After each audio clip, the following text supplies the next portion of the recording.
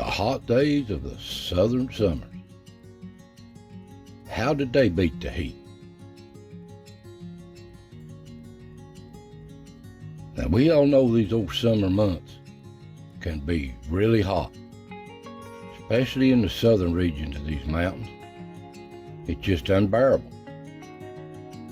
Some places are even close to 100 degrees in the shade, and over 100 degrees with this humidity. Now we take these air conditioners for granted until one of them goes down. You never think about these modern conveniences, all the fans and air conditioners. But what did our elders have out in these mountains and these country farm and rural countrysides? And they worked hard, but they didn't have no air conditioner. Most didn't have electricity or indoor plumbing. And oh, the hardships they endured in this heat.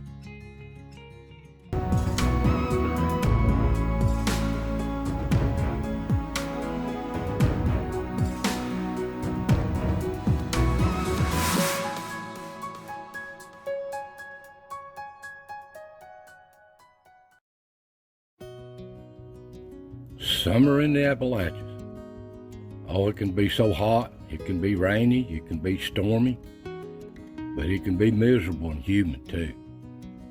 And there's the beautiful mountains though. You can head into these mountains, and on top of them, it's usually 20 degrees cooler up there than it is down in the valleys. It could be 90 down below, 70 up there. So nice. And it's a whole different atmosphere on top of these mountains. They make their own weather. And it's so beautiful. But down in the valleys, it's so hot. It could be in the 90s.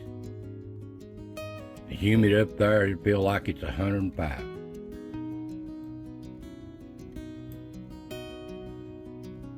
But that's the way it is in these mountains. In these early mornings, all the fog sometimes, you can't even see the ridges. But it's so peaceful, so peaceful. And that fog finally rises just before lunch. And it's just beautiful across these valleys. And you get to see all the wildlife and its livestock intermixing here.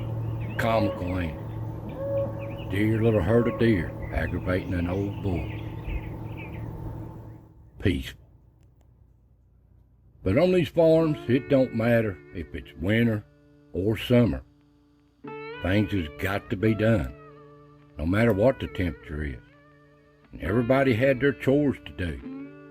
That's the way it is. So we'll look at how they lived and what they did and how did they cool off.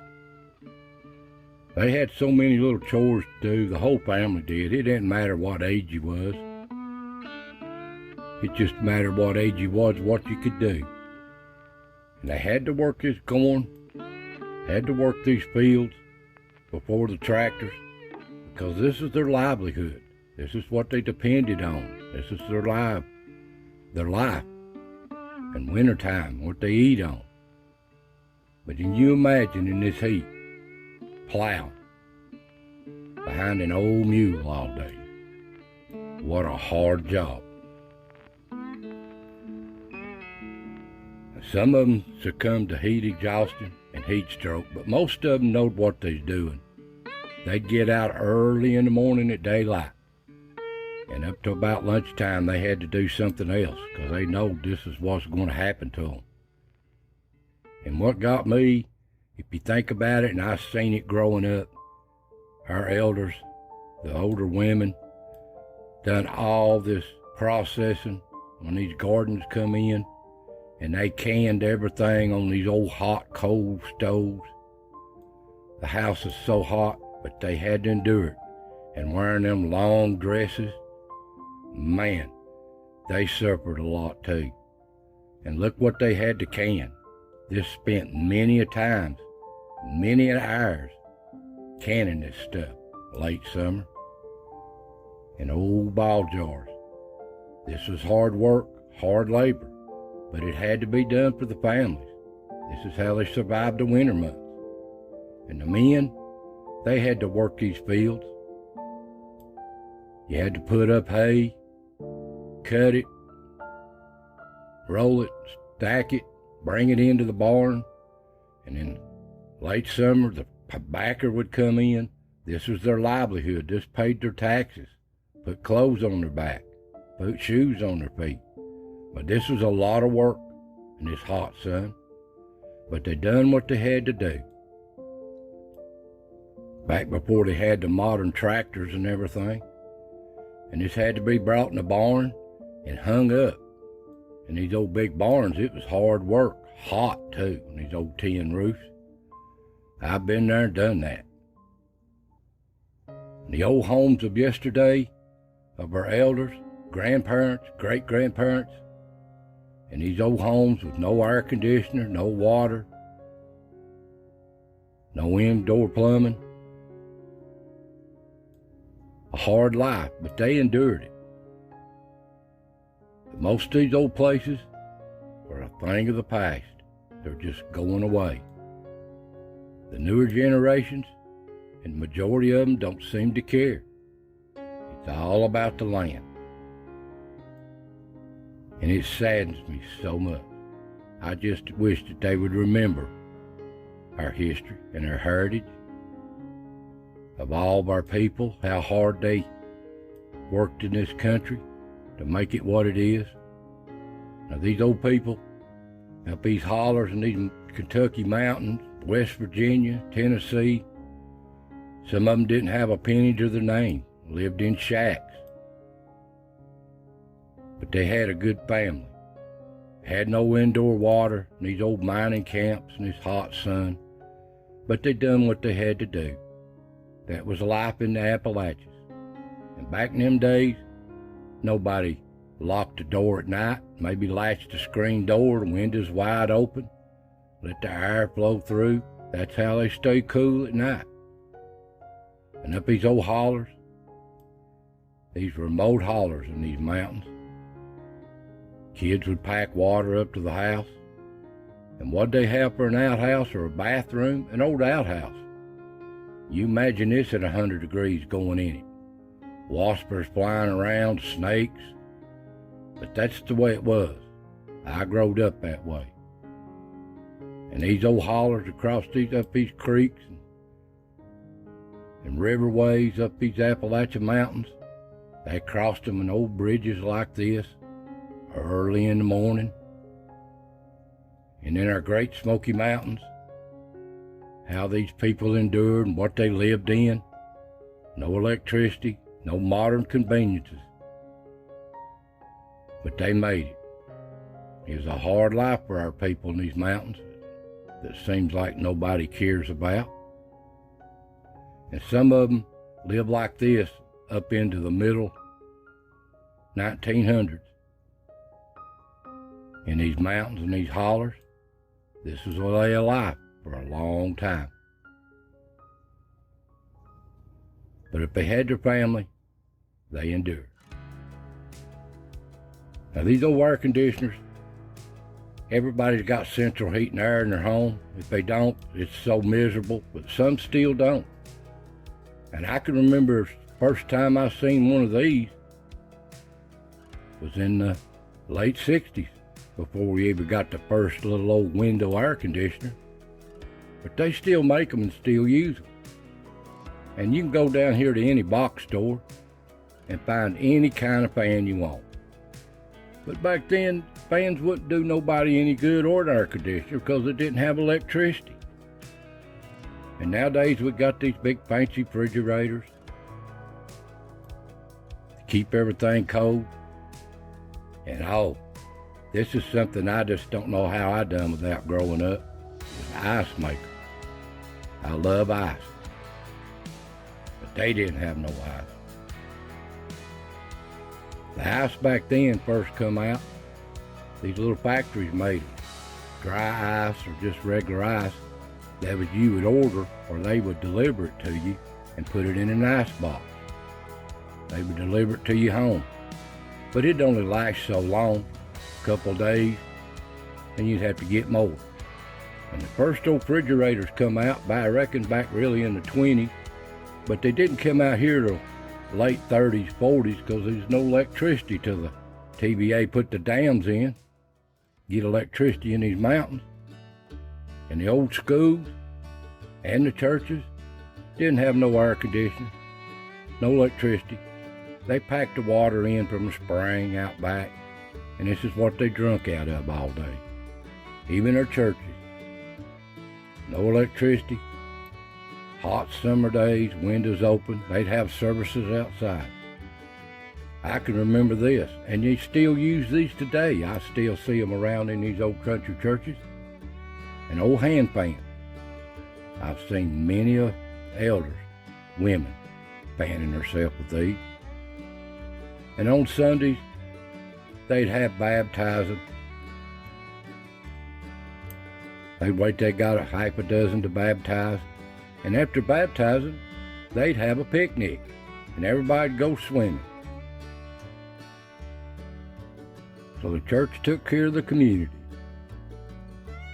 And the kids would just run and play, have a good time. I can remember this so well growing up. And when we had these picnics, we got watermelon. And oh man, it was so good. They were hard to come by back in them days because they had to come from another state. And growing up in these mountains, it was a luxury in the afternoon or evening. Walk down to the country store, turn in the pop bottles you've saved or collected, and get you an old moon pie and an RC Cola, or a bag of tater chips or some penny candy. Them was the day. And the kids, when they wasn't doing their chores, early in the morning they would try to get out and do a little fishing with their friends.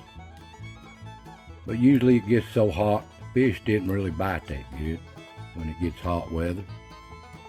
So they just start playing in the creeks. How's a bunch of kids doing things they shouldn't be doing, but that's a bunch of kids. Been there myself. And they'd bust these water holes wide open, having a good time all day with their friends. Those were the days. Now back then there wasn't no such thing as a swimming pool or above ground or in ground, unless you was a rich person from the city. They didn't have no pools like this. I never seen nothing like this till the 70s. Now here's what a pool was for the little ones.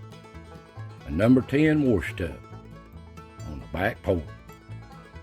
Had a good time. And the older kids, they'd usually get together and drive down to a lake or a local swimming hole and have a good time all day. And the elders, this is what I really love to do, get with my elders, and we'd go night fishing, setting trout lines, catfishing. Loved that so much. And if you noticed around the old home places, big old trees, what ain't dead, everybody had big shade trees around their home.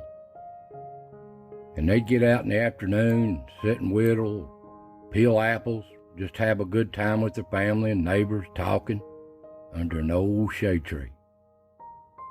Now these people in these mountains, they didn't have much of nothing to their name. They barely could put shoes on the feet for their kids and feed them. And most people makes fun of us for that, but that's the way it is these mountains. These were privileged people, huh? But they had family. This is the way of life in these mountains. Everybody liked to sit on this porch. And when you had family, you had everything.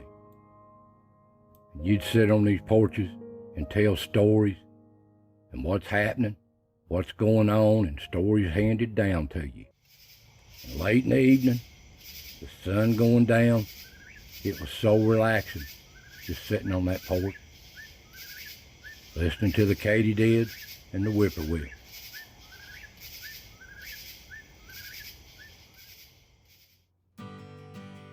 Now these old people of these mountains, they need to be remembered. They lived hard for what we got. And everybody back in them days wore an old hat of some kind. You're out in these fields, out in these mountains, an old hat. And they's fully clothed too. Seemed like they stayed cooler when they's fully clothed. But me, I like to stay cool. I like to head to the mountain. Every mountain in these Appalachians has a big creek or two coming out of them. And always a cool breeze blowing down. No, it's not crowded in these mountains. It's so peaceful, so relaxing. Just listening to nature and feeling that cool breeze.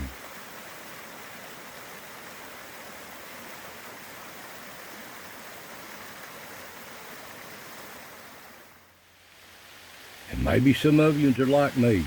I like to sit on the porch late in the evening, watch the storms roll in off the mountain, and just watch it rain. That's so relaxing and stress-free for me. I absolutely love it. For an old country boy, this is the way I am.